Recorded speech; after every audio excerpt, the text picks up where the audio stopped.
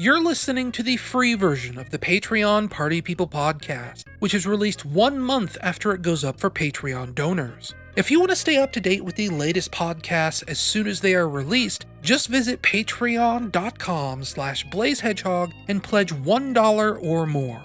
Now you might ask yourself, who would pay for a podcast? And you know what? Fair enough.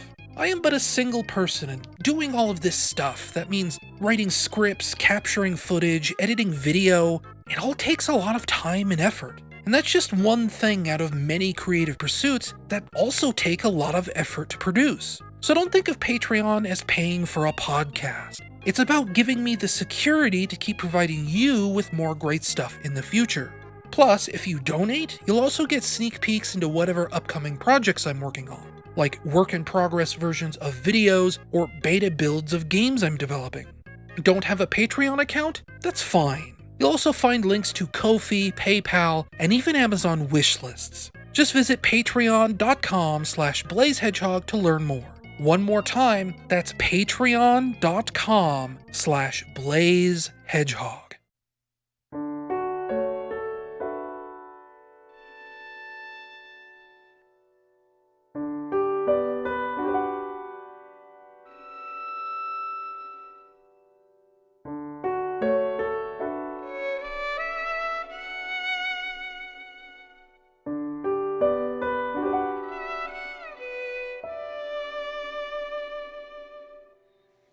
Hello and welcome to the Patreon Party People podcast.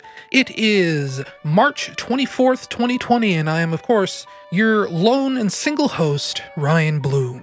What is up, Party People? It has been kind of a wild month, let's say, for, numerous different reasons, none the least the current, global pandemic going on out there in the world right now. I don't want to dwell too long on that, in this podcast. You kind of, can't avoid it right now. It's all over the news. It's all over everywhere.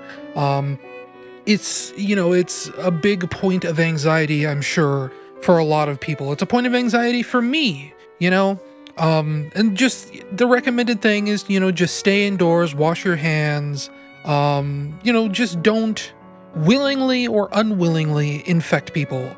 Don't go out of your way to spread your germs, as it were, because this is a very contagious virus, more contagious than the flu, more deadly somewhat than the flu. So, it spreads very easily, and that's kind of the whole thing.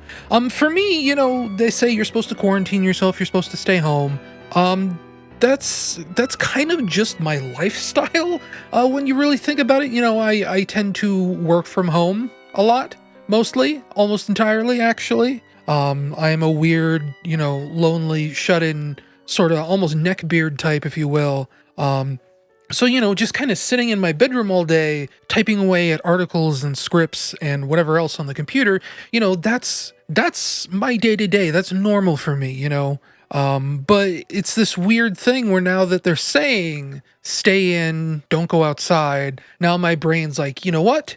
Now I really want to go outside, now I want to go for walks. Now I want to go shopping. Now I want to do everything they're telling me not to do. I guess I just have a weirdly broken brain like that, I guess. But I say don't let the anxiety get to you. That's not to say that this isn't serious. This is very serious. Things are grim, You hear estimated death tolls in the tens of thousands, hundreds of thousands. They say more people might die from this virus than die in some wars we fought in. And it could be a year from now that we have a vaccine ready to take care of the sickness. But something that I've been trying to hold on to in this crisis is that this is bad on a global scale, but on a personal scale, it's really not that bad. It's easy to stay indoors. It's easy to wash your hands. The internet keeps us connected better than ever before. All we really have to do is stay clean, be vigilant, and take it one day at a time. We'll survive this. Of all creatures on our planet, human beings adapt the most easily to any condition. This isn't the end of the world. We just have to be smart and careful. So, stay smart and be careful, and everything should hopefully turn out fine eventually. You just have to have patience. In other, like, less serious news, or serious in a different way, let's say, I finally finished my Judgment review. That's that Yakuza spin-off for the PlayStation 4. It's kind of been hanging over my head for a lot longer than I thought it was. I thought that game came out in like September or October or November. I thought I'd only been sitting on it for like 3 or 4 months tops. And then as I was finishing up that review, finally, the text part of the review, because I've been thinking about this for a while, and as it turned out, I'd been thinking about it since like, what was it, May or June of 2019? So, we were coming up on 6, 7, 8, 9 months of me putting off that review for one reason or another. Sometimes, because I was busy. I think the thing was that Judgment came like the same week that Crash Team Racing came. And with Crash Team Racing, I figured, it's a kart racer, it's short. I'll do all the work I need to do on Crash Team Racing first, and then I'll get to Judgment. And by the time I think I finished my Crash Team Racing content, which ended up being that, Crash Team Racing versus Team Sonic Racing video, it was already, like I think August or September, something like that. We were kind of getting into Halloween. I was starting to make plans for Halloween, videos and things like that. I remember like around August, I had house sitting that I had to do for a week.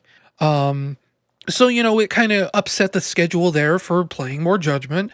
And it just kind of like that cycle kept repeating where, I somehow just didn't have enough time to play that game. And the times where I'd have enough time to play that game, I didn't feel like playing Judgment. That's kind of like the weird thing. I think I was touching on this a little bit last month. The difficulties of playing a game for review, not being able to finish it because you don't have enough time or enough energy or whatever.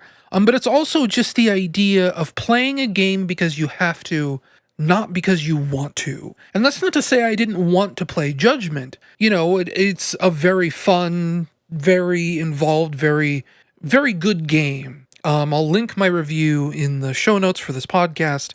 Go look in the description or whatever. I ended up giving it, really high marks. I played probably around halfway through the game, all told.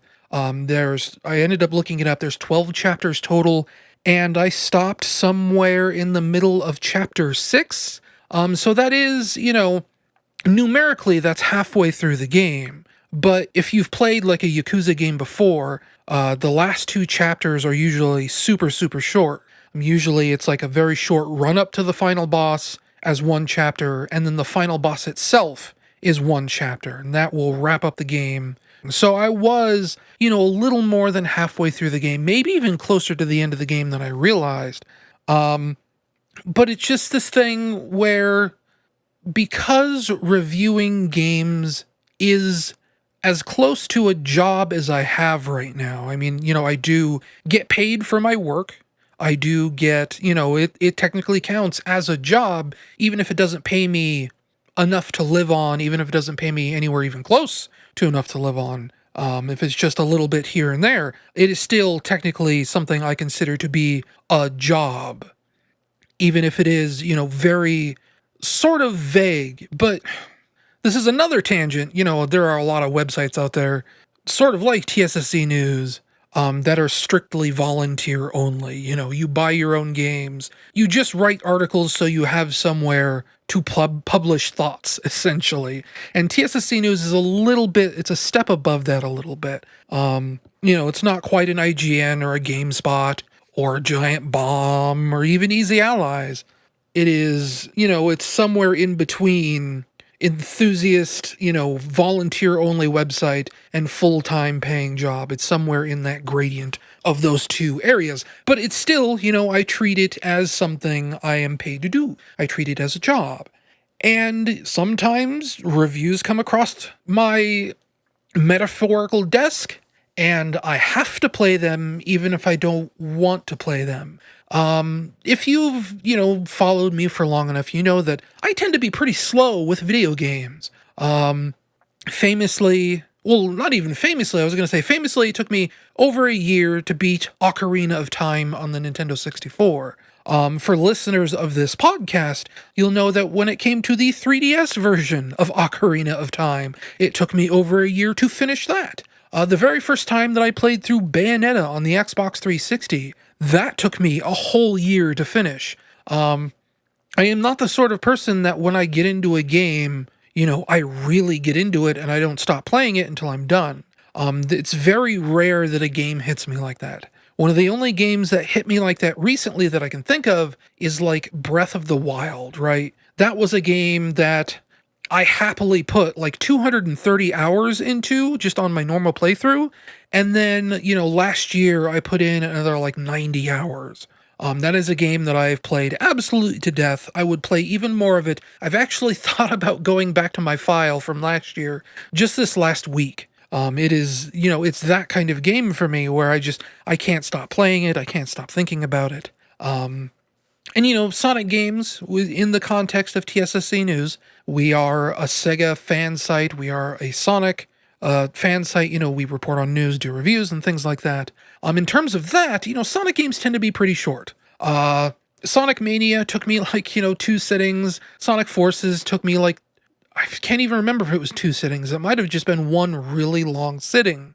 But it was probably, more like 2 sittings. Sonic games tend to be pretty short. And I shouldn't stress over it that much. I remember when I first started working for TSSC, Tristan did tell me, take your time on games, things like that.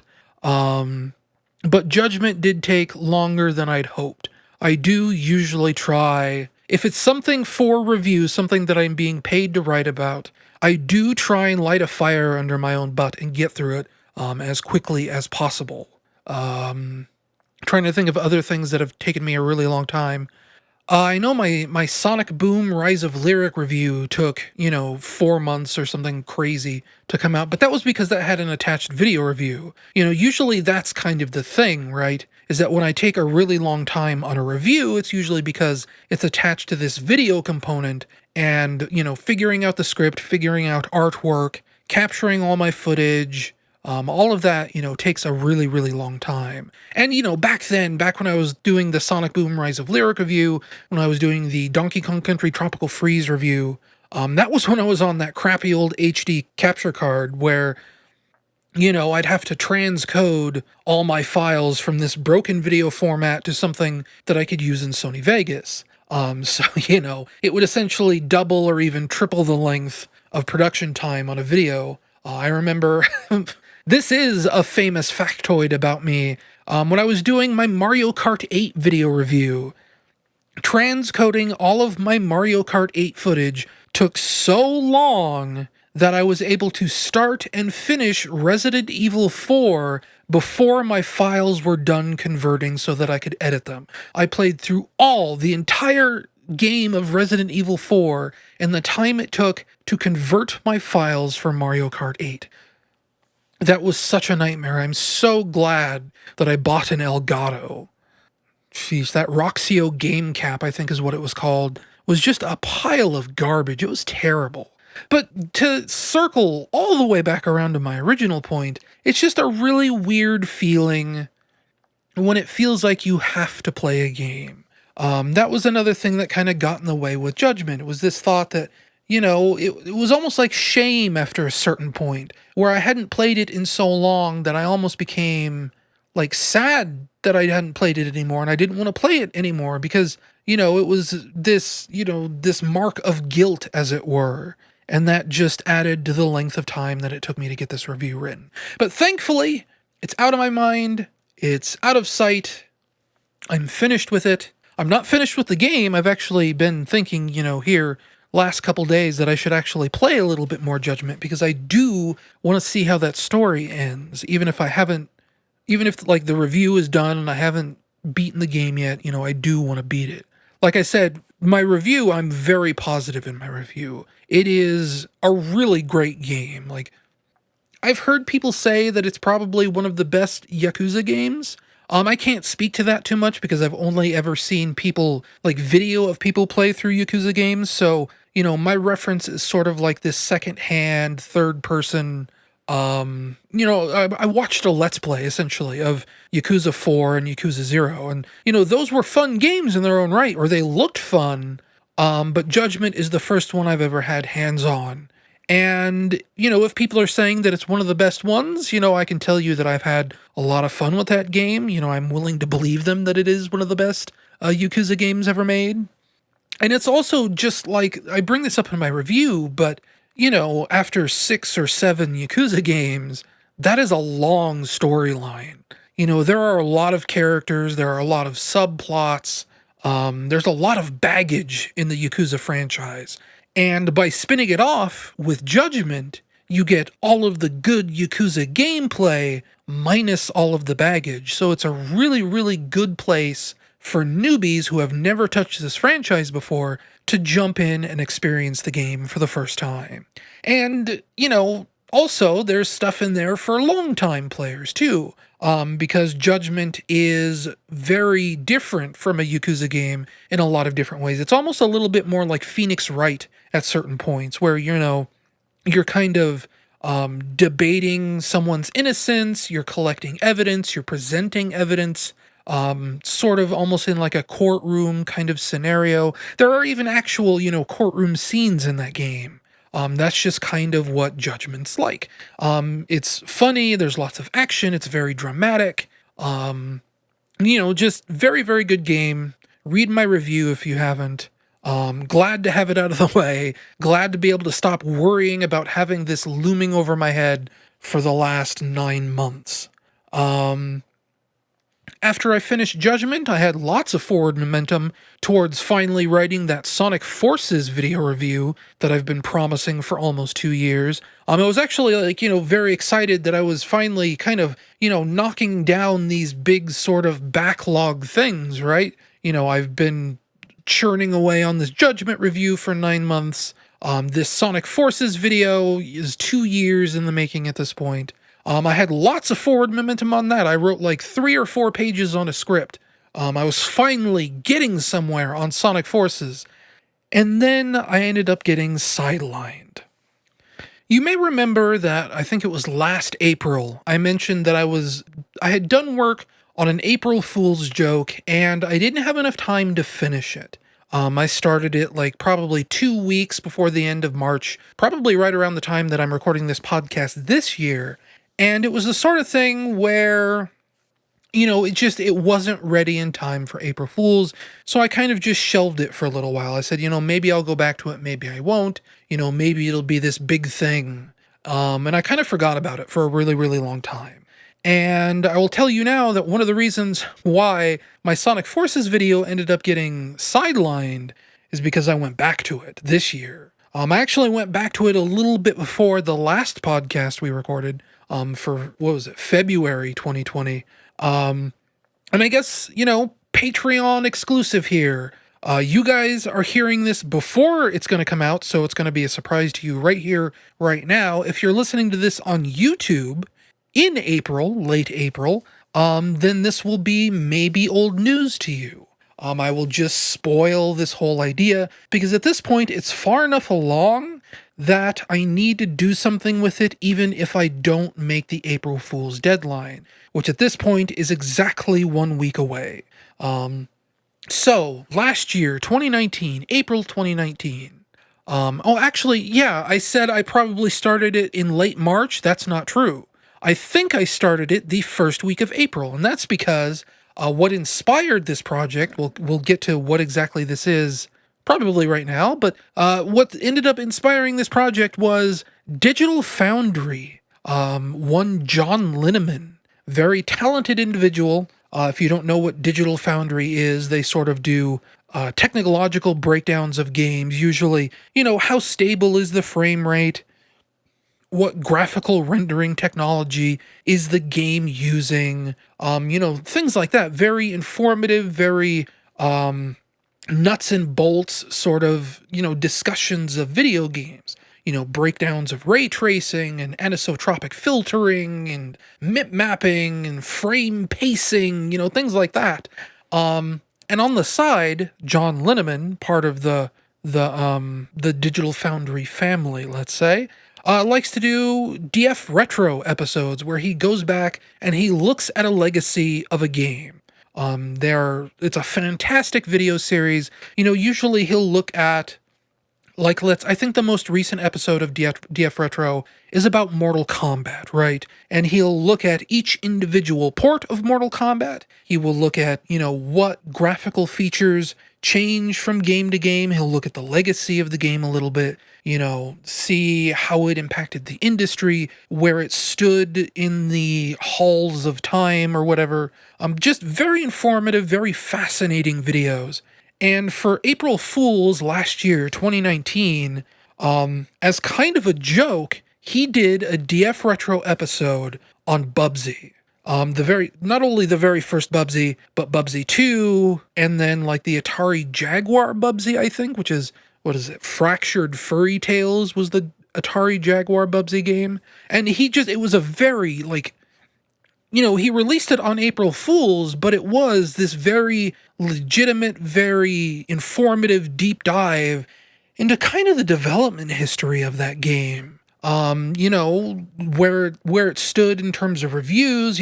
Bubsy's kind of become this running joke thanks to Bubsy 3D, but actually, like, that very first Bubsy game was pretty well received. To this day, I don't think that first Bubsy game was all that bad. I mean, yes, it does get to be pretty terrible, much past, let's say, the second world. Bubsy has a very large problem with difficulty balancing and, figuring out how hard is too hard. And I think Bubsy, once you get to like World 3 and, definitely like World 4 and World 5, it gets to be like obscenely difficult, like way beyond reasonable difficulty. Levels become kind of messy, but those first two worlds are still pretty good, in my opinion anyway. Which leads me to exactly what my project was. And you can probably assume by now that it is Bubsy related, and that's very true. In my own right, this project goes back actually more than a few years. Obviously I tell you I have a soft spot for Bubsy. People kind of like to root for the underdog. And I kind of feel like that's what Bubsy is in a certain way. Bubsy to me was sort of one of the few Sonic clones that almost got it right. Bubsy didn't get it right. Let's be perfectly honest about that right now. But it did get a lot closer than, say, Awesome Possum or Punky Skunk or Rocky Rodent or Alfred Chicken, I guess. Cool Spot. Bugs Bunny's Rabbit Rampage. I could just name these off forever if you want. Another game that kind of got it right was Twinbee Rainbow Bell Adventure for the Super Nintendo. We're not talking about that today. I love Rainbow Bell Adventure, but that's a topic for another day. But I have this soft spot for Bubsy. And many, many, many, many years ago, this might have even been for an April Fool's at one point, I started a Bubsy fan game.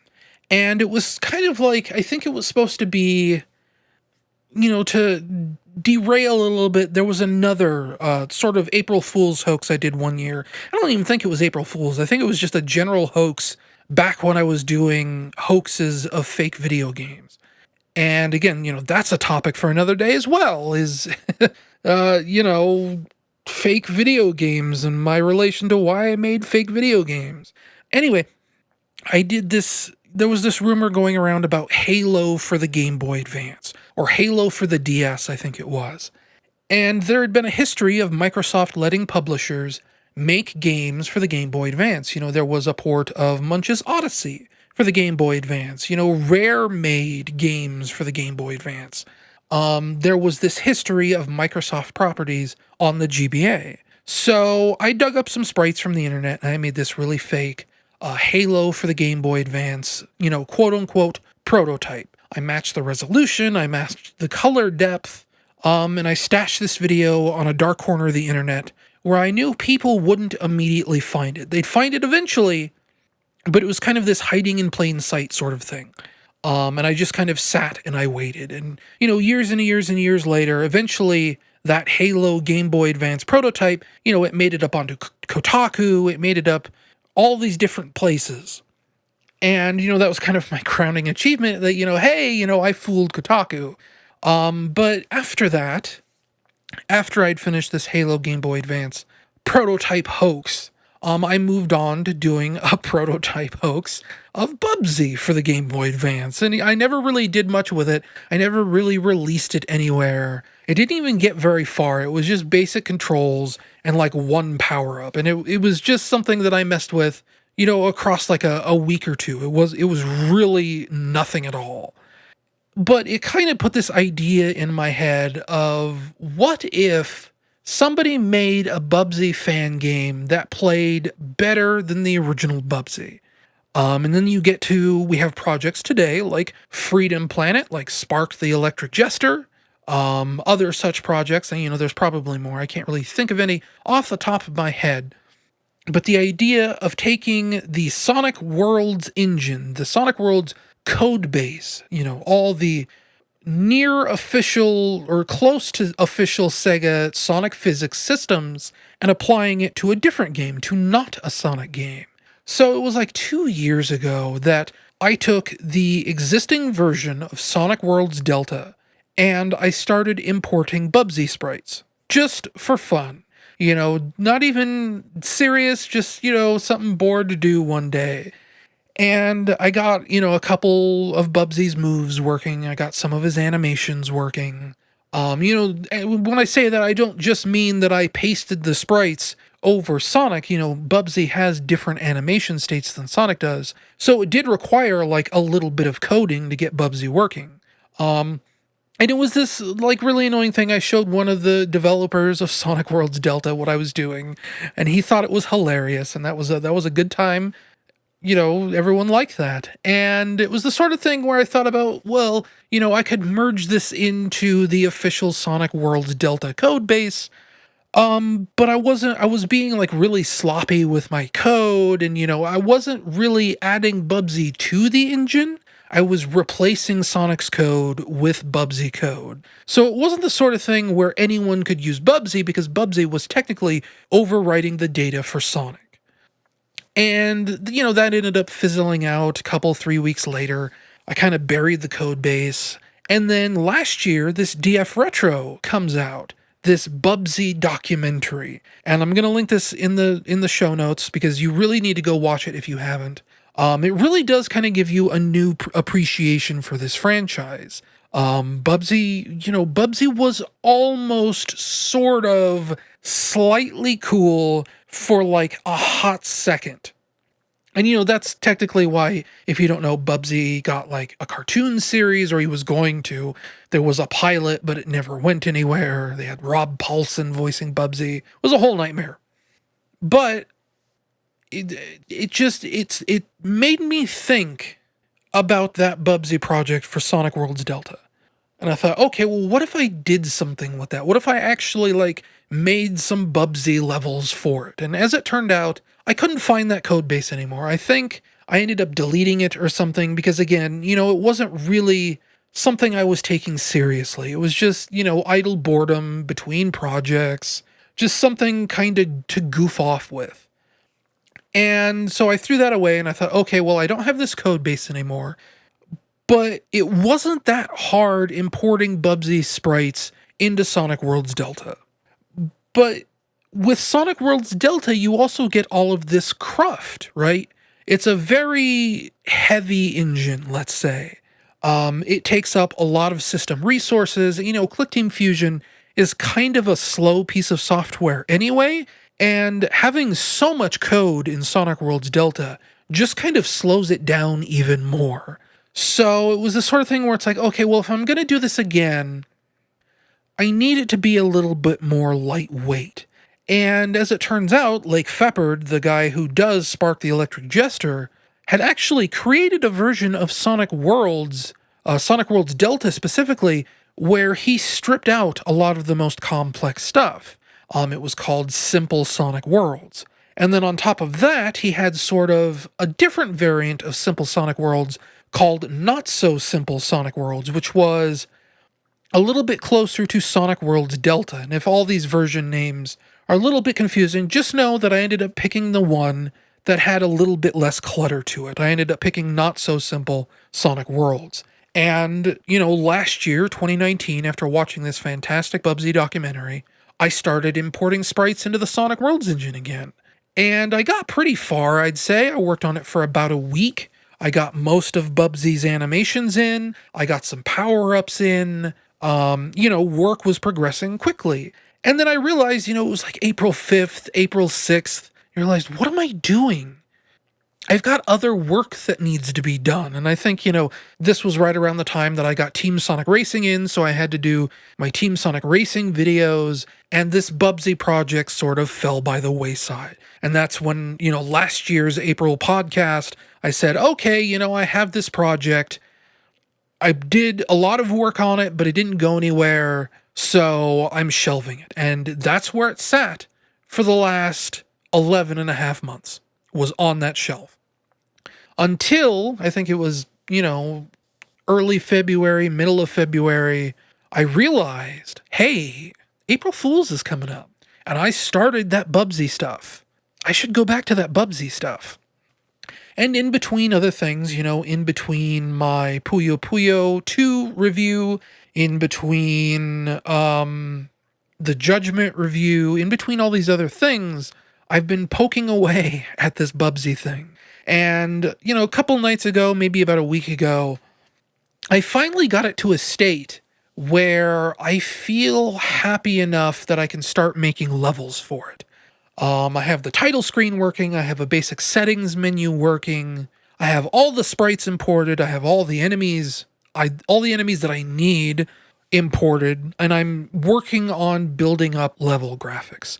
The kind of difficult part in all of this is that there aren't really a lot of resources out there for Bubsy sprite rips. You think about Sonic the Hedgehog, everyone has ripped all the graphics from all the levels 6 ways to Sunday. If you want a Sonic the Hedgehog graphic or tile set or whatever, that's just out there on the internet. If you want Bubsy sprites, you have to rip them yourself for the most part. Spritersresource.org, I believe is the website, does have Bubsy's character sprites, and it does have some enemy sprites, but both of those things are kind of incomplete. So there are a lot of things that I had to rip myself. There are a lot of sprites that I had to rip myself. I have to rip all of the level graphics myself. The music is another thing. I'll probably talk about this next month because I can keep talking about this Bubsy project for quite a while. But, there's a whole thing I did with the music. It's a whole to-do. But needless to say, one way or another, I think this April 1st, there will be a Bubsy game from me. And it should be, hopefully, what if Bubsy was actually a good game? That's it. That's the whole joke. And it's not even a joke. That is perhaps the most on-brand thing I will ever do. Here's a joke. It's not a joke. That's me in a nutshell. And that's April Fool's. And I love it. I'm happy. I love that kind of stuff. Anyway, that's April Fool's. That's Bubsy. That's what's coming up here in the next few weeks. I'm thinking about registering a new itch.io page just for this game. I've thought about that in the past, right?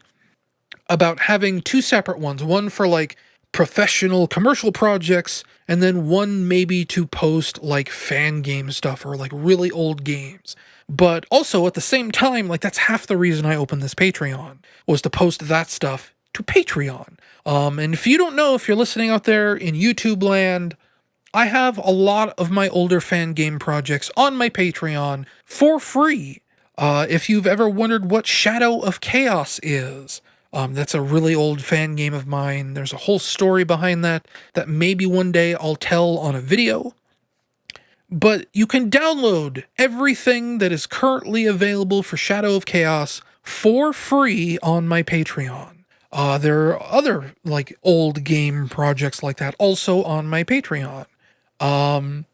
There are commercial game projects on my Patreon, like Overbite, my game jam game that won me a tablet that one of my nephews accidentally stepped on and broke like 6 months after I came out here.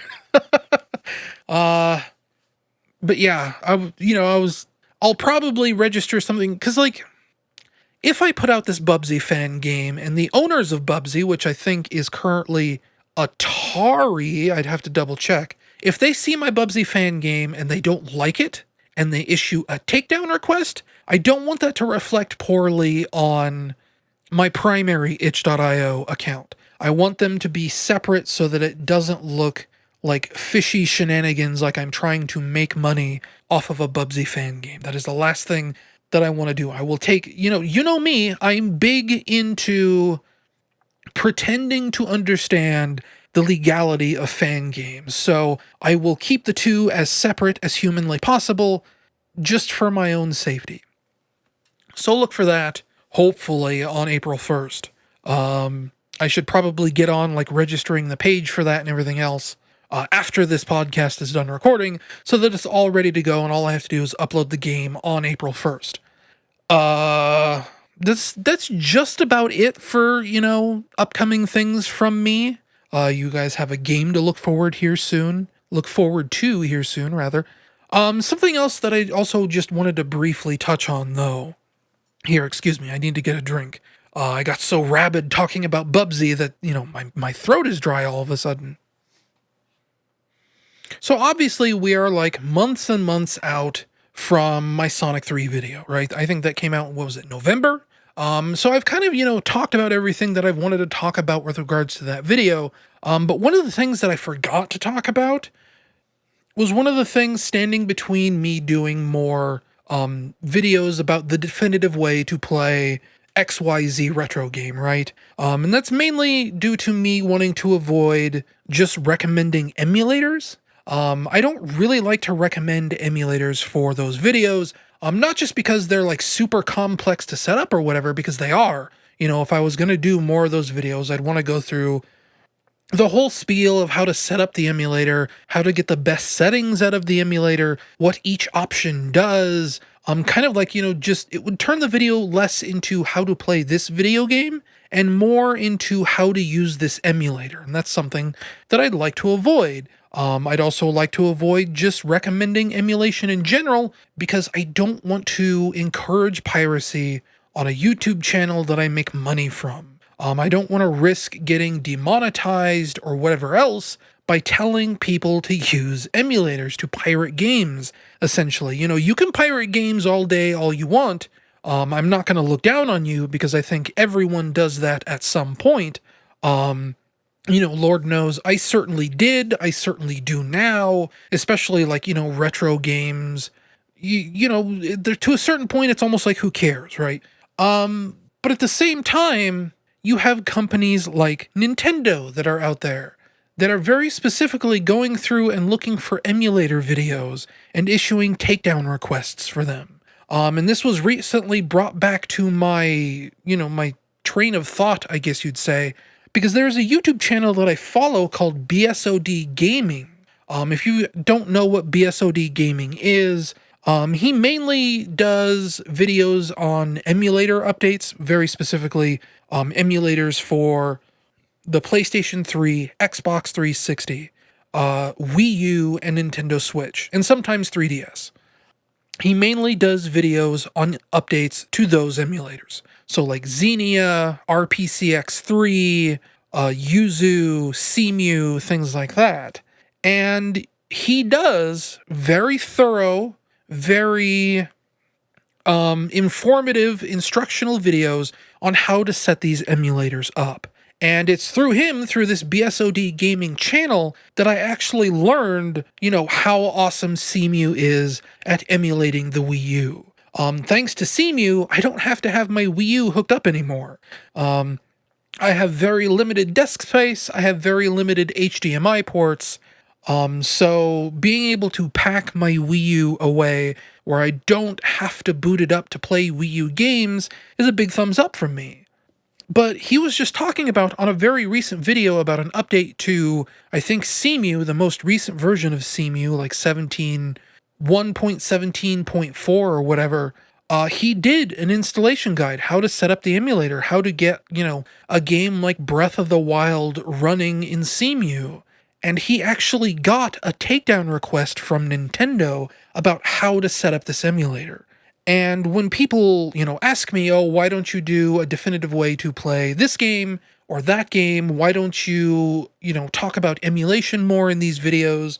Why are you so down on driving people away from emulators in your videos? It's not because I don't like emulators. I use emulators constantly. I use ROMs constantly. Just today, I bought a pack of Neo Geo ROMs from GOG.com. Fanatical is having a SNK, excuse me, pick and mix bundle, which means that, you get to pick a certain number of games and then pay a flat fee for them. So, if you pick one SNK Neo Geo game, you pay $1 for that one game. If you pick 5 games, you pay $3 for those, 5 Neo Geo games. And since it's on GOG or whatever, you just get the raw ROM files that you can then, dump into MAME or whatever else and just play them on your emulator of choice. So, I use emulation. I love emulation. Emulation is part of the reason why I've made the videos I've made to this day. But when it comes to a company like Nintendo, who is very zealous about being anti-emulation, anti-ROM files, and you hear about websites or channels like BSOD Gaming getting, takedown requests for videos because they're doing setup guides on how to set up an emulator, that's validation for me. That says I shouldn't be talking about emulators. I shouldn't be doing setup guides. Pushing something like Sonic 3 Angel Island Revisited or, the Sonic R Updater software or whatever else, bypassing emulators entirely is the right choice. And that's something that I'm going to continue to do in the future. If I ever end up doing another definitive way to play video. Again, I've talked about it before. I definitely have ideas. I have games that I could do them for, Roll Cage. I could do, maybe like a Tony Hawk or something. But that's some other time. I've got videos sitting on the back burner that I could do before I do videos like that. Anyway, that'll do it for this beginning segment here. When we come back, I guess it'll be the middle segment where I suppose I will read an archived Tumblr ask that I got many, many years ago. And we'll run through, how you can send in podcast questions if you want to. I mean, technically speaking, we could do a normal middle segment. When we had my cousin on a couple months ago, I actually completely neglected to mention while he was here. I'm looking for the folder right now. I can't find it right at this moment. I thought it was in my Patreon. Oh, it's in my podcast folder. Duh. I think I had questions that got sent in that I didn't read off. Well, okay, I say questions that I didn't read off. He's been sending in dinosaur facts, and I think there was a couple that I never read off on the air. So maybe we'll do that in the middle segment, because there's one of these that I actually have kind of an interesting story about. And, maybe I've talked about it before, maybe not. I suppose I'll have to go back, because some of these emails are from September, so I need to actually double check and see if I've talked about this story before. Anyway, that'll be the middle segment. It'll be a surprise for you as to what I do. Do I read out a Tumblr ask? Do I tell this story about a dinosaur? You'll just have to wait and find out. But if you want to send in any message you want for me to read out in that middle segment, I hesitate to call it a money zone because it's not really a money zone. But if you have a question, if you're a podcast listener, a paying podcast listener, I should say, just hit me up at Every one of you deserves a medal. Send me a message, send me a question, I'll read it out here on the air, and you'll get a dynamic answer. But that's for then. This is now. Here's some music.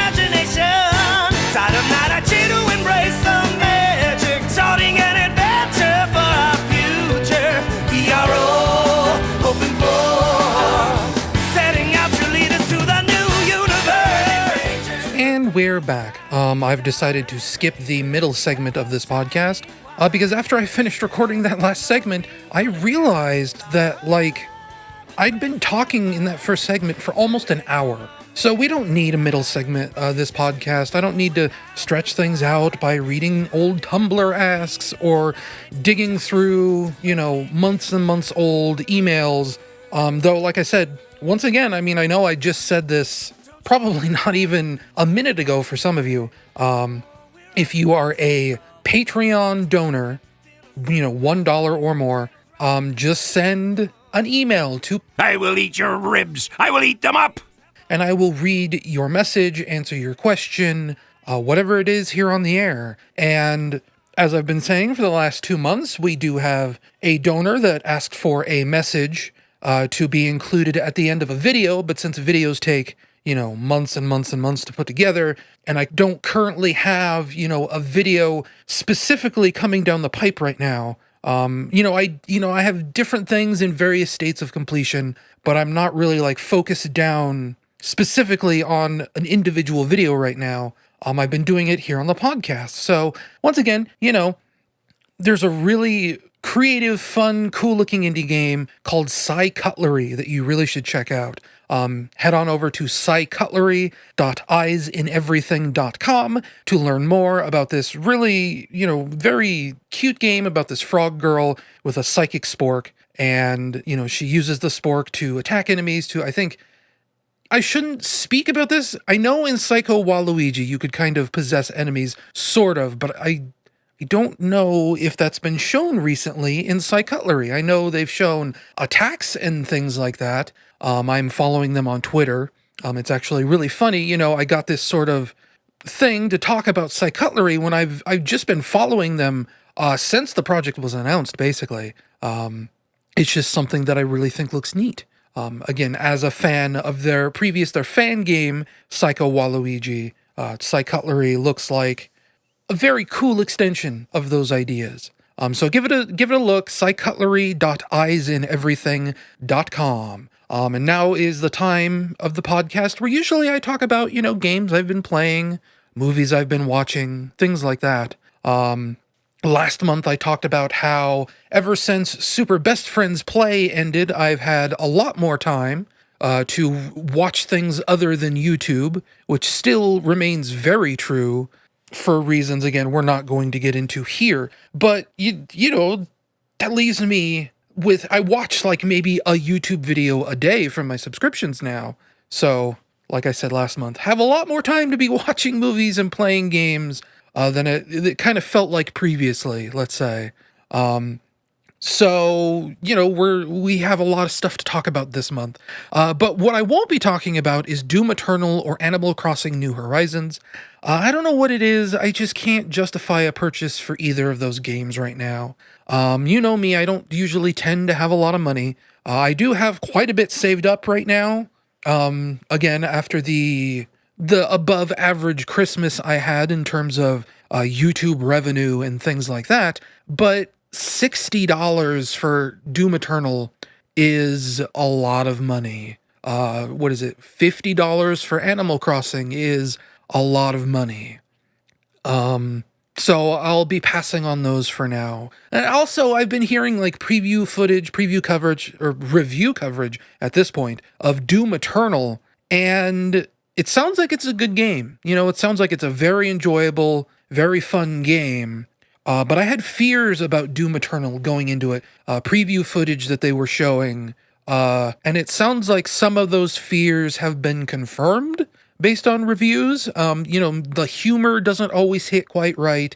It kind of feels like some people are saying that Doom 2016 was more of a happy accident than anything else, and that Doom Eternal kind of confirms that it was sort of a happy accident. The comparison that I've made in my head, based on the reviews of Doom Eternal that I've seen, is that it's Saints Row 4 versus Saints Row 3. Instead of being an evolution of these ideas, it's more of just an expansion, I guess you'd call it. There was another word I was using for it, and I can't remember what the word is now. An escalation. It's not an evolution, it's an escalation. So, it's more crazier, but it's maybe not smarter. If that sounds rude, I don't think that's what I'm trying to say here, but it just, like I said, it sounds like it's a good game. It sounds like it's a fun game. It sounds like if I bought Doom Eternal, I would enjoy the time I spent playing it. But it maybe doesn't reach kind of the surprising highs that Doom 2016 did. It's not this, whoa, I didn't expect this to be this good. It's not that kind of experience. It's just more. I guess that's all I could say, not having played it. I shouldn't even be going this deep into having an opinion about a game that I haven't touched for myself. But I won't be buying it right now. I'll probably wait until it is on sale, as that is usually what I do for video games. The only video games I get brand new are video games I intend to review, and I do not intend to review Doom Eternal or Animal Crossing. I also do not intend to review Half-Life Alyx, because I do not have a VR headset. I don't have room for a VR headset. I don't have a computer strong enough to run Half-Life Alyx. And that's the other thing also about Doom Eternal, is that they came out with system requirements for that game. And a lot of the stuff that I have, like my processor, mainly just my processor, really, skims the bare minimum requirements for that game. It is definitely about time that I think about upgrading my system if I intend to play current modern PC games. Because, we're right on the cusp of a new console generation. So, consoles are going to get more powerful, which usually means PCs are going to follow suit. So it is about time to have that sort of generational advance. And that's something that's probably the next thing I really need to start saving up for, is a new motherboard and a new processor. And thankfully, I kind of have a head start on that already. So it's not really going to be that big of a deal as long as I sit on this money for as long as humanly possible. Maybe by Christmas, maybe early next year, we'll think about upgrading things then. But that's definitely far off. Half-Life Alyx is even further away than that. That will probably be another 5 years until I can play that game, if I ever get to play it at all. But watching like gameplay footage of Half-Life Alyx, all the environment interactability, I think that's how I'm trying to say this. All of that looks cool, the way you can just use your hands to reach out and like dig through shelves and physically throw grenades and, just touch things. But at the same time, I look at like gameplay footage of that game, because it just came out, what was it, like yesterday? And they've been putting out, gameplay trailers since then. I look at gameplay footage of that game and I think, this would still work with traditional controls.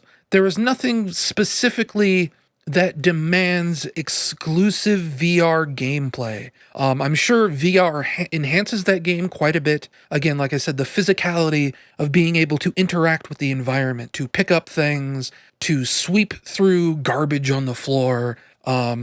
There's a really interesting strategy I've been hearing people doing that, of course, being a video game, you only have a limited inventory space on your person. You can only carry so much ammunition. You can only carry so many grenades. So what some people have taken to doing is finding like a crate or a box in the environment and then just filling that box up with excess materials, like, excess clips for their gun, excess grenades, things like that.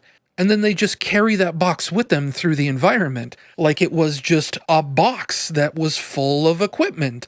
And, suddenly they're doubling or tripling their ammo capacity because they just have this box full of junk that they're hauling around with them. And that's amusing and that's fun and that's cool to think about. And that's definitely something that wouldn't really be possible in any other way than VR, I guess, right? Because you hold the box with your left hand and you hold your gun with the right hand, and that's your lot. And every time, you need to sort through the environment or whatever, you just put the box down and you have a free hand again. So I don't know,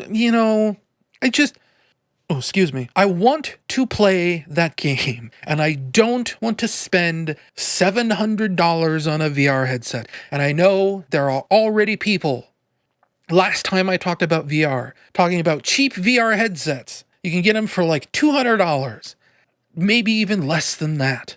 And it's like, yeah, okay, but I don't want a cheap VR headset. I don't want to degrade the quality to skim the bare minimum. I grew up skimming the bare minimum on everything. You know, I've never had, well, I shouldn't say I've never had, but I've rarely had brand new, modern stuff. And lately, when I try and save up money to buy something nice, I usually try and aim for something that's higher quality because, you know, higher quality lasts longer. It saves me more money in the long run. If I buy, you know, a $150 VR headset, in a year or two, I'm going to need another $150 VR headset. It'll be, you know, I don't like spending $200 on a temporary solution makes me insane. That is a lot of money for something that is a temporary solution, you know? If I have the means to save up the money and get something properly, that's the option that I want to take. Which means, you know, I have to do without something like Half-Life Alyx for years and years and years. And I'm not okay with it, but that's the way it's gotta be. I've just made peace with that. I'm not gonna cheap out. So, you know, I want a version of that game that I can play with a mouse and a keyboard on my computer monitor. And it sounds like it's been, you know, successful-ish. It's certainly up there with some of the most successful VR games out there. I was seeing an analyst, Daniel, oh, what's his name? I don't remember his last name, and well, I do sort of remember his last name. That's the problem. He is an analyst for like Asian territories, but he also is an analyst for, you know, market stuff, market trends, video game market trends in the United States as well. And I remember enough about how to say his last name that I know I will get it wrong and it will be embarrassing. So I've just been looking at his tweets, his market analyst tweets. It sounds like it's up there with some of the most played VR games already, but it is also, despite selling out Valve Index headsets multiple times since announcement, Half-Life Alyx still isn't necessarily blowing the doors off the video game industry in terms of sales.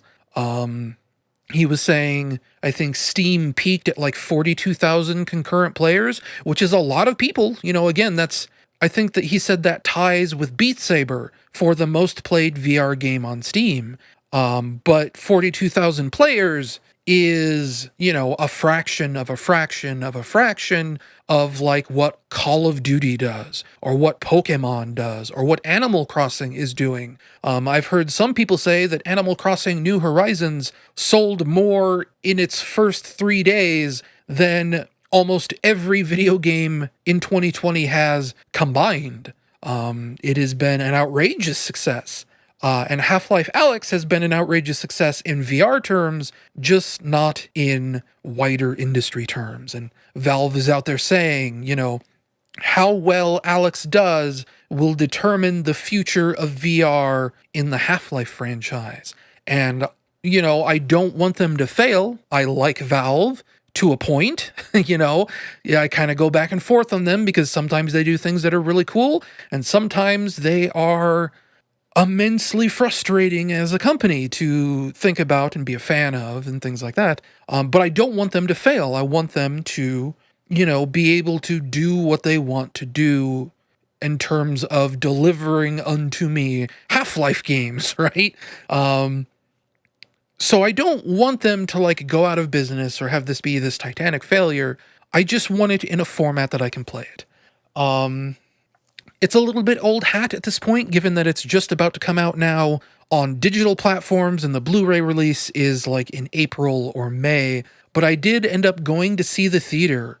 Let me try that again. I ended up going to the theater to see the Sonic the Hedgehog movie. I made time to go see it. I saved up money to go see it. It is probably, well, I'd say it's probably the first movie I've seen in the theater in like a decade. That's not true. My brother did take me to go see me and like the family, his daughter, his wife, things like that. They went, all of us together as a unit. We went and we saw Cars 3 in the theater, in the cheap theater. And that was like a year or two ago.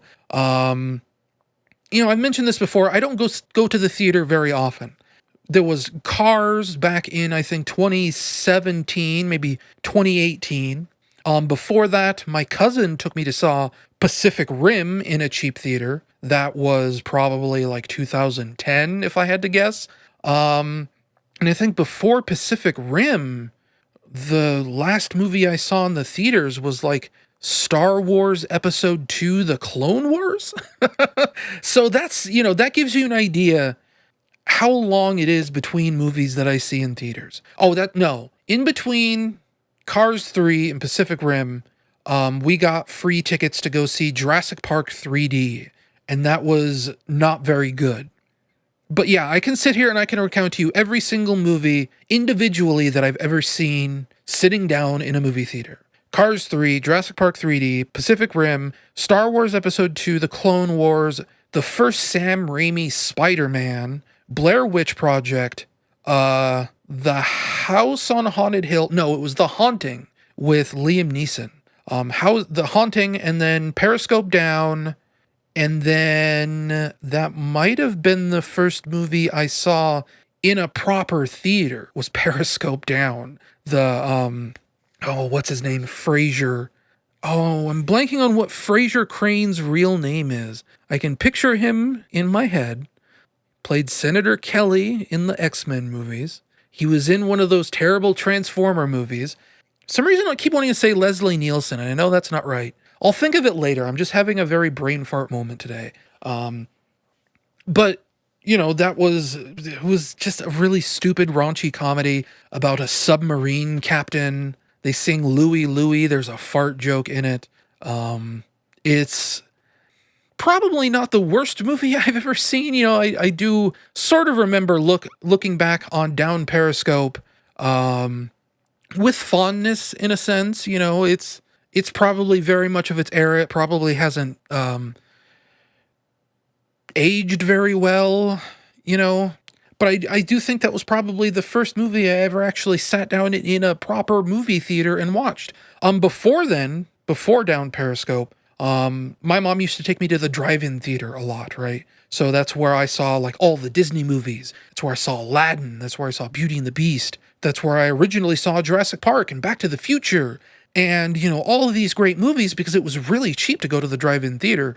You could sneak in your own snacks really easily. I saw Meteor Man in the theaters. Does anyone remember Meteor Man? Nobody remembers Meteor Man. I'm the only one that remembers that. That was probably what some would consider to be the very first good comic book movie ever made, about a man who gets, Superman-like superpowers from a meteor that falls from Earth. And I remember owning the Meteor Man tie-in comic book. And, Meteor Man was probably also, a comic book, again, before it was a movie, but they also made a comic book based on the movie that retold the movie.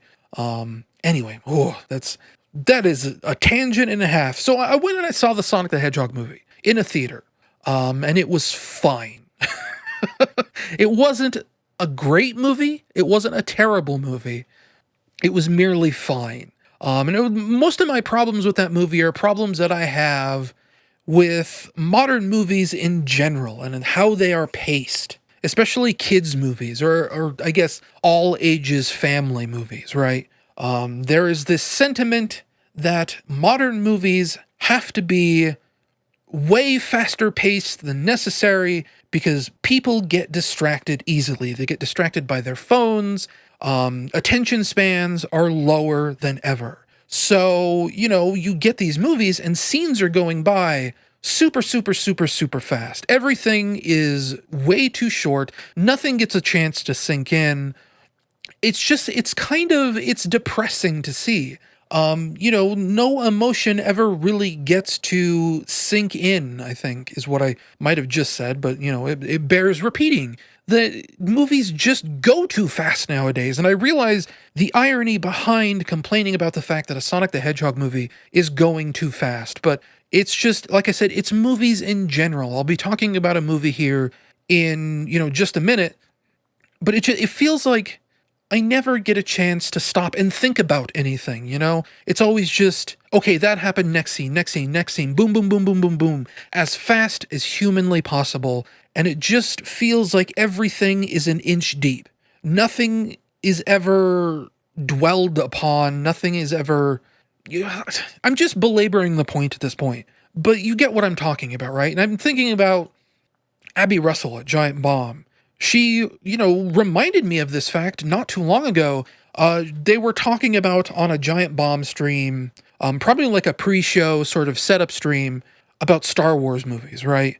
Because Rise of Skywalker just came out in theaters, it's about to hit digital storefronts or whatever. And she was talking about, with Vinnie Caravella, who, is probably my favorite person at Giant Bomb at this point, about how she thought the very first Star Wars movie, Star Wars A New Hope, was too slow for her.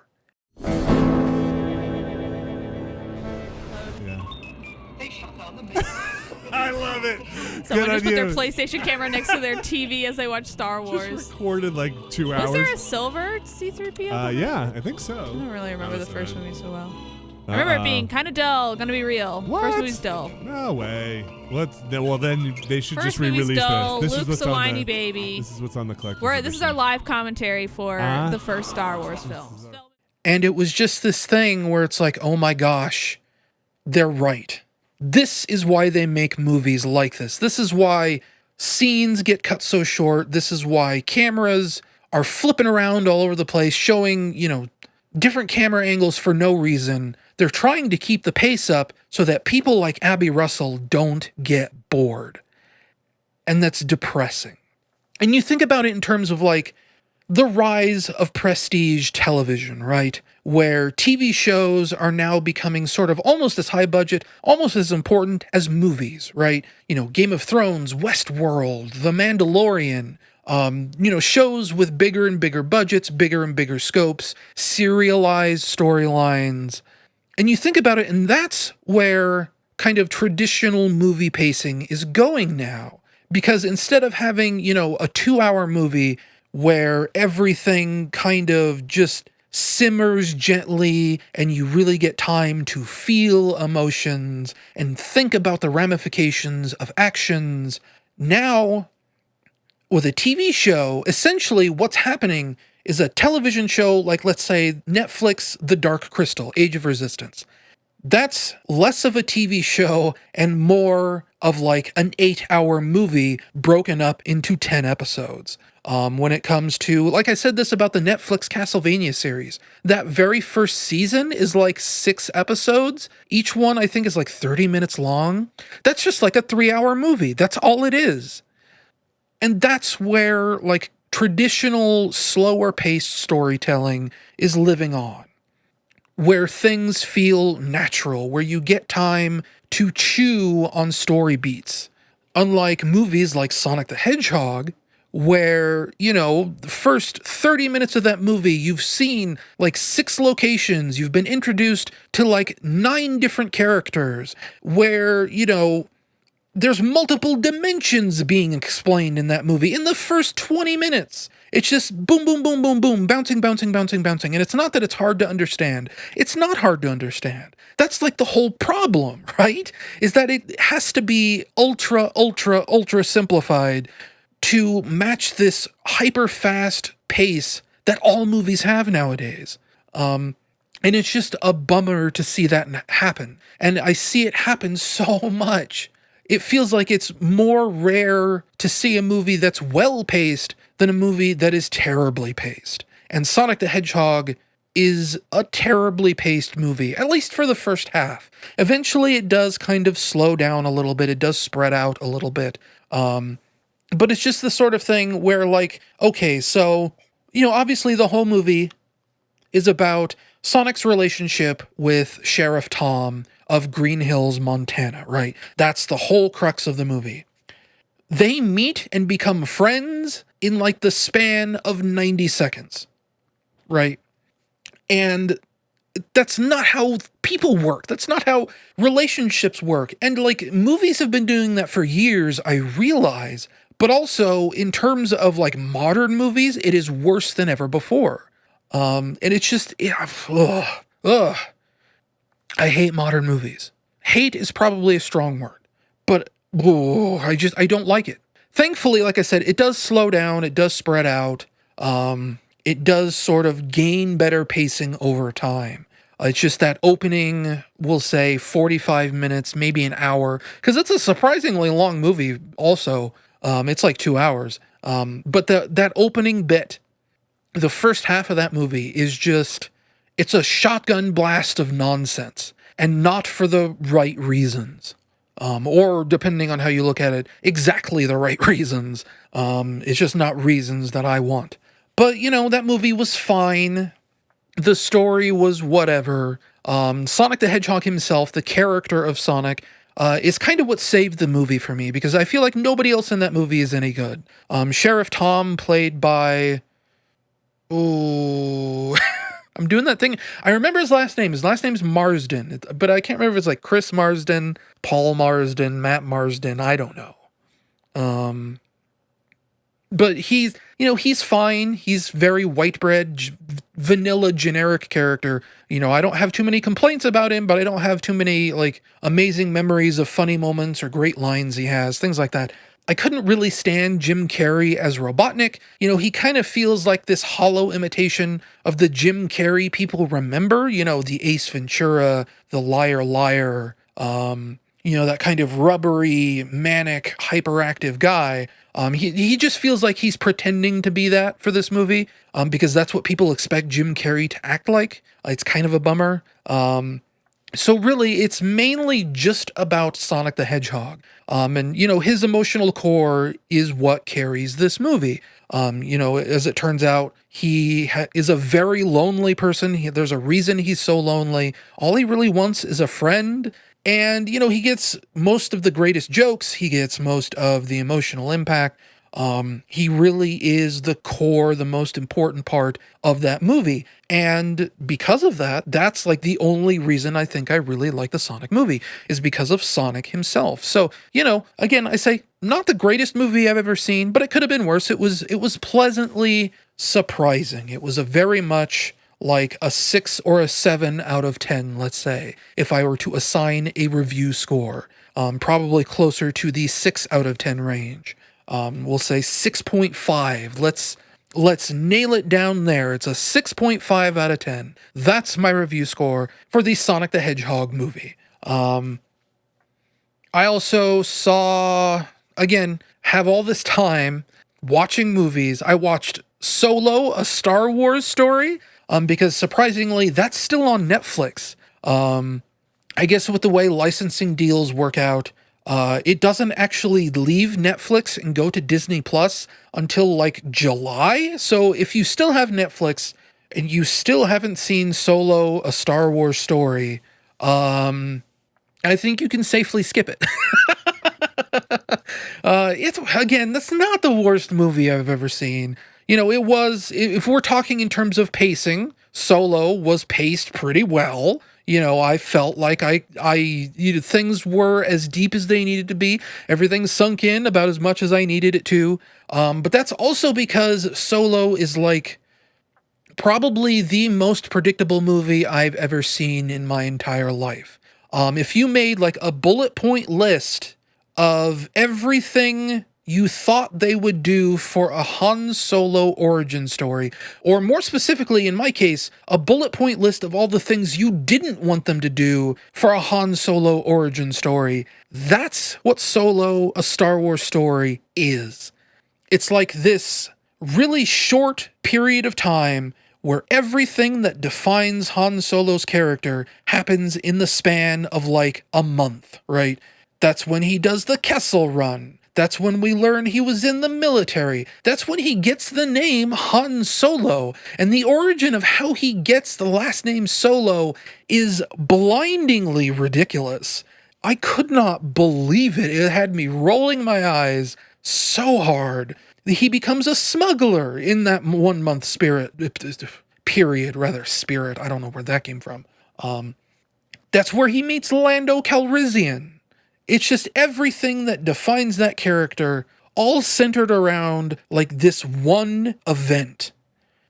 And nobody wanted that. I mean, there are probably people that wanted that. Movies get made because people want that movie to exist. I'm sure that there are people out there who enjoyed Solo. I don't think I hated Solo myself. It's just, it was so generic, so predictable, so everything you'd think that movie would be, that I would not recommend watching it. You can imagine that movie in your brain, shot for shot, line for line. That is just the movie. So, we'll say 5 out of 10 if I'm putting a review score to that. I suppose, segue-wise, we'll talk about the next big elephant in the room. I saw The Rise of Skywalker. My cousin has a Plex server. He gives me access to that Plex server. He puts movies on that Plex server. I don't ask where they came from, We'll just put it at that. Earlier we were talking about I don't want to promote piracy on my YouTube channel. We'll just put it at that. Movies appear on his Plex server. I have access to that Plex server. That's all we need to say. So I saw The Rise of Skywalker there through Plex, and it was a nightmare. Again, we're talking about movies that are paced way too quickly. Movies that don't let anything sink in. The Rise of Skywalker opens, and that movie is masturbating furiously. As hard and as fast as it can. Just fan service to the moon and back. And it doesn't stop. It's just scene after scene after scene. 30 minutes into that movie, we have 10 different plot elements dumped on us. Rey is off on an adventure across the stars to figure out who she really is. And it's just, nothing feels like it is taken or like thought about, right? Everyone is just doing things like, it's like a movie based on impulses, right?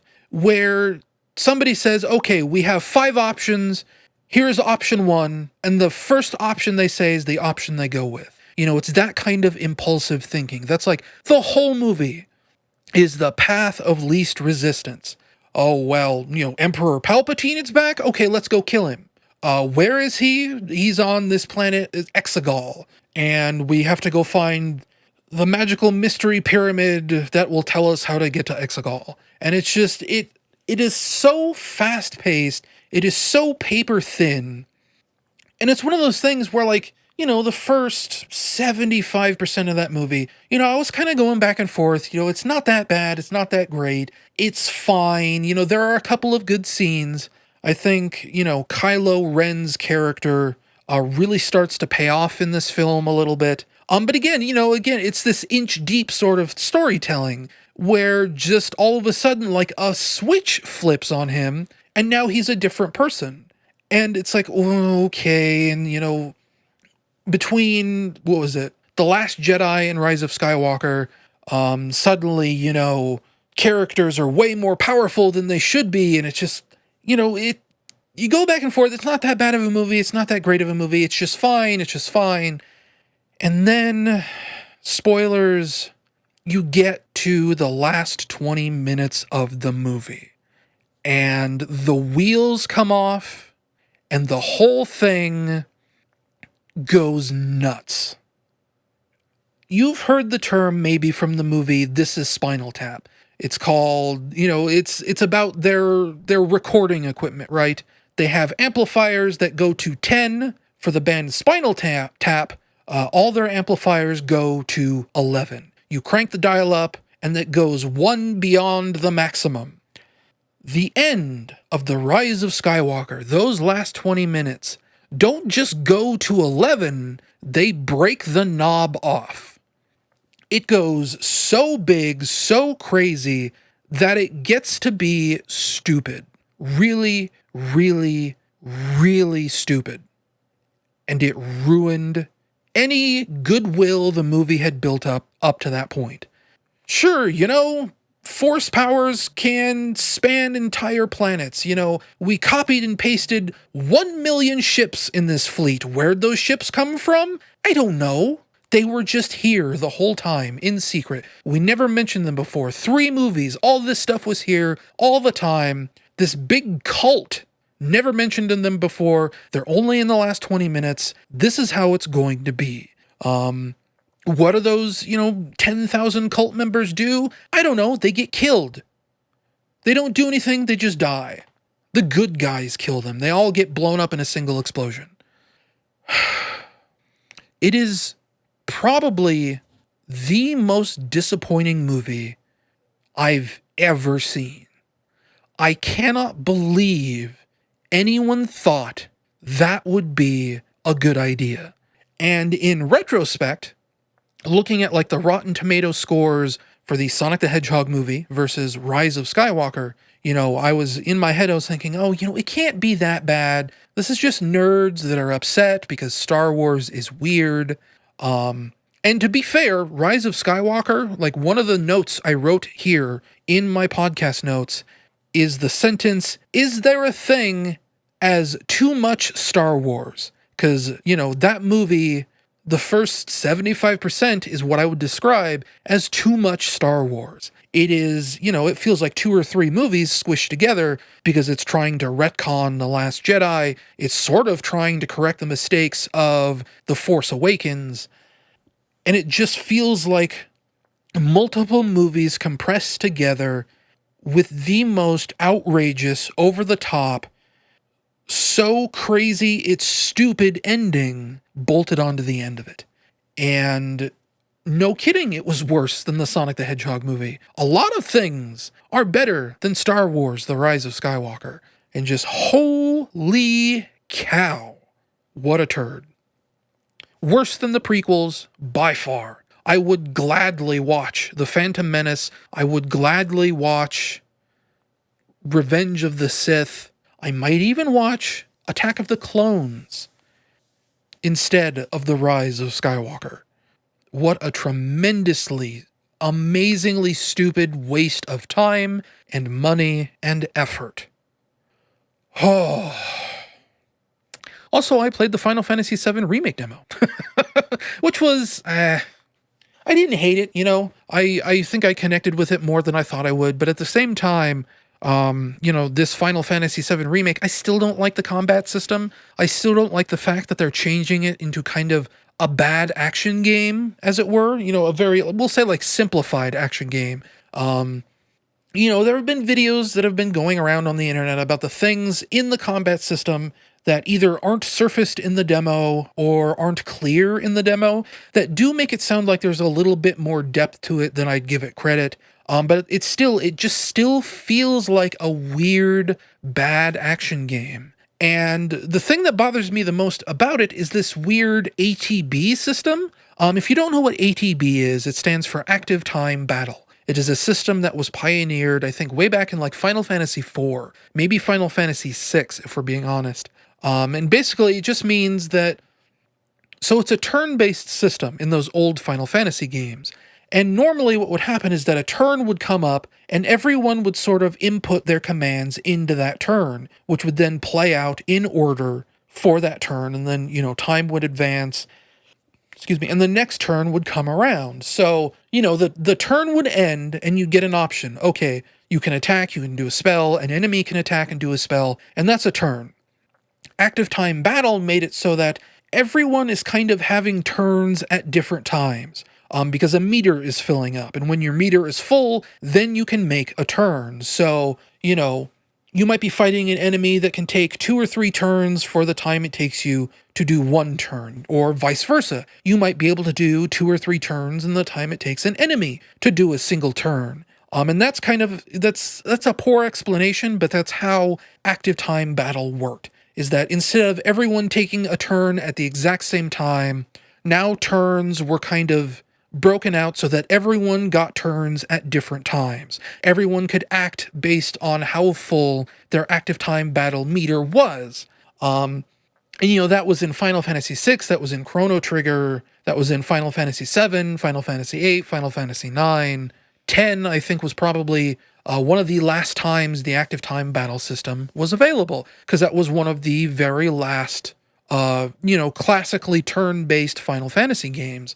And they're kind of trying to bring it back for the Final Fantasy VII Remake. In practical terms, what this means is that you have action game control over your characters. You can run around areas, freely as you choose. You can attack whenever you want. You just push a button and you attack, just like an action game. But if you want to use like a spell or an item or an ability, you have to wait for your active time battle meter to fill up. And what this usually means is that you get into a situation where you need to heal. Your health is low, you need to pop a potion from inside your inventory, but you can't use a potion because your active time battle meter isn't full. And logically speaking, it doesn't make any sense to me. That you can swing your sword whenever you want, it doesn't matter. Your active time battle meter could be empty, and you can still attack people with your sword, but it's like your pockets magically glue themselves shut until your meter is full, and then your pockets open up and you can use whatever's in your inventory. That just seems super weird, super arbitrary. It feels like this, I'm having like such a hard time remembering names of things. It feels like such a conceit that you cannot just, like I said, reach into your pocket and pull out whatever you want, whenever you want. It's this weird splitting of the difference where it's half an action game, half an RPG, and it feels like the two parts are kind of at odds with each other. And I don't like that. I do kind of like the story changes in the demo.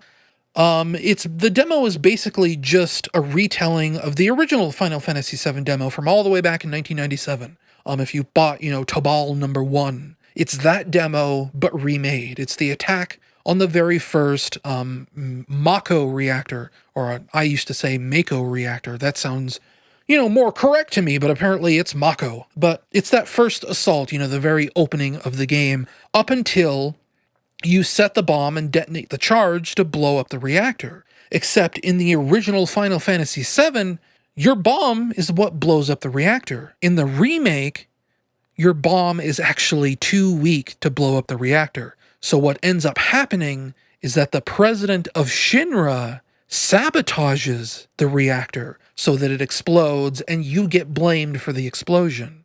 That has very interesting implications that are just really fun to think about. The fact that Shinra kind of wanted the terrorist attack, quote unquote terrorist attack, to succeed so that they'd have, this scapegoat so that they could proselytize to the people about the terror of the Avalanche group.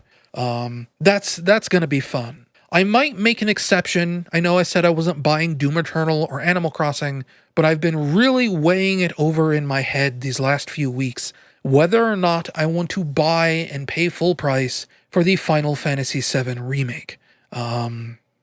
Also coming out recently is the Resident Evil 3 Remake.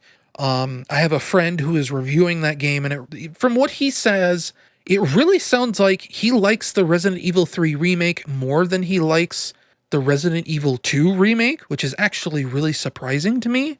Because, it was kind of the other way around when those games originally came out. Resident Evil 3 on the PlayStation 1 was kind of just like a sort of boring retread of everything in Resident Evil 2. And it sounds like this time around, maybe that's in reverse. Maybe Resident Evil 3 Remake will benefit from having Resident Evil 2 Remake to play off of. So I'm definitely interested in seeing where that goes. But again, not buying Resident Evil 3 Remake. I'll wait for a sale. I'm still waiting for a sale for Resident Evil 2 Remake, if we're being perfectly honest. Also, I guess in between last podcast and this podcast, Puyo Puyo 2 Switch came out, and I published my review of that. That's a very good Puyo Puyo game if you've never played one before. I would definitely recommend getting the Sega Ages Switch version of Puyo Puyo 2. Later Puyo games got to be really, really difficult. The CPU players were just outrageously good. I'd have trouble finishing off even like the first round or like the second round, I could never get very far in a modern Puyo game. Puyo 2 for the the Sega Ages version of Puyo 2 for the Nintendo Switch has a difficulty selector, and you can break that all the way down to very easy, which is a difficulty that I finally can hang with. As a result, it's much easier to learn that game, to do chains. It's a good time. I would definitely recommend, if you've never played a Puyo game, get Sega Ages Puyo 2 for the Switch. And I think that's about it. I think that's all my notes here for this podcast. We'll wrap this up, get it posted. Again, out there, stay calm, stay safe, stay clean.